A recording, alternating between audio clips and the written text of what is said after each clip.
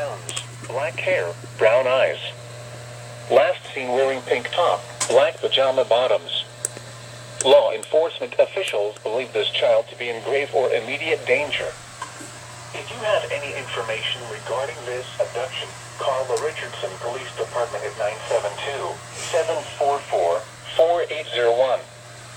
News media point of contact is Richardson Police Department at 972-744-4800.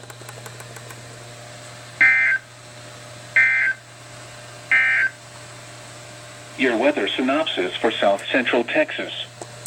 Dry and Alright, the only two I had on were this one and that one.